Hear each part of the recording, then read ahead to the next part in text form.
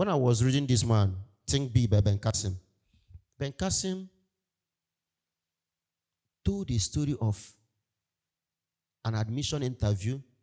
He went, that was John Hopkins Teaching Hospital. He wanted to apply to their medical school. Now, that institution or that university has this very high standard. For you to secure an admission there, you must be a genius. Every year, was it about 120 or thereabout students? No, every year many students apply or thereabout, but I think they end up selecting about 20. I don't know, but the number is very insignificant compared to the huge number of applicants. Now, on the day Ben Carson went for the interview, he entered. The professor to interview him raised a discussion on classical music. It happened that the previous night, there was a music program that was aired in all the national TVs in America. So it happened that also that Ben Carson, as a boy, had interest in music just for the fun of it. He reads history of music, classical music, just for the fun of it.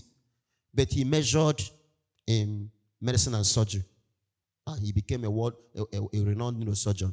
So, the professor just raised discussion. Imagine maybe if ball match was played yesterday and you came for an interview and the person asks you, what have you to say about this match that took place? So the professor raised a discussion on the classical music with particular reference to the program that was aired the previous day. And then, to this man's surprise, Ben Carson was discussing classical music with this mastery, as if he went to university to study it, as if he studied in the university. So, but what surprised Ben Carson was that they spent the whole interview period discussing classical music. The man didn't ask him anything on medicine and surgery. The interview ended. The man told him to go. Ben Carson came out and was confused. Was it music interview that I went or a medical interview? So he was confused. Then, after some time, the result of successful candidate came out and his name was there. He couldn't believe it. So it was when he started his school, his internship, that one day when he got familiar with the professor and they started discussing, so he asked the professor that I'm still confused why I was selected. That the day I came for this interview, you never asked me anything in the field of medicine. How come? We end up discussing music. And the professor told him something that is almost the point I want to make. The professor told him that when you discuss classical music with this kind of mastery, I told myself that somebody who did not study classical music, who could discuss classical music with this kind of mastery, that I had no doubt that in that very field where he measured, that he would be a genius. He would be a genius.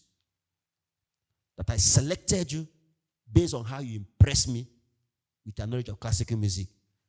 And that impression made me to believe that you will be a genius in the field where you measured. And of course, Ben Carson was a genius in the neurosurgeon. He's one of the world's most renowned neurosurgeon. So, that is it. So, what the point I'm trying to make by this is to tell you that most times your hobby, your side hustle can make a difference that you least expected.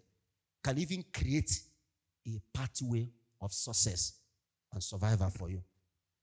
Many people have made a living from just a field, an area they didn't even measure in.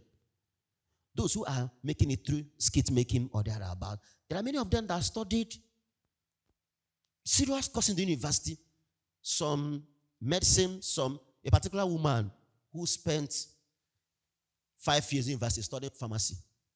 After studying pharmacy, this woman could not secure a job. Okay, She was working in one pharmaceutical company, but they were paying her just normal little salary. She was earning around 50,000 or so every month. But she also developed interest in baking. She became a baker, learned how to bake cake, bake snacks, and then she bakes cake in the morning while going to the pharmaceutical place where she works. She will go with some baked cakes, and then some staff members will buy the cake from her.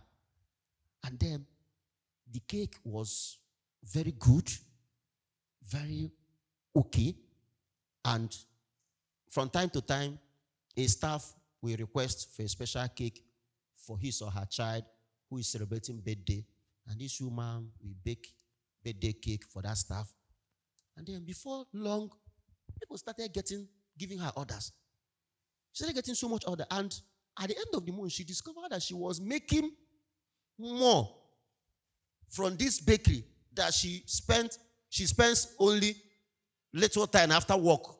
She will work throughout the day. At night, she bakes the cake at night and goes to work with it in the morning. So maybe she spends like 12 hours in the pharmaceutical company every day, while she spends like maybe 2 or 3 hours baking cake at night. And then she discovered that where she gives 3 hours, that was making bigger income than where she gives 12 hours. That was how this woman resigned and kept her certificate in the wardrobe and became a full-time baker. She started baking cake. As at the time I was reading her story, she was saying that she now makes over 2.something million every month or thereabout. She didn't study this in university, but she makes so much. Now she has a big place where she runs her business, has people she employed, and she's paying. So please don't joke with any side skill.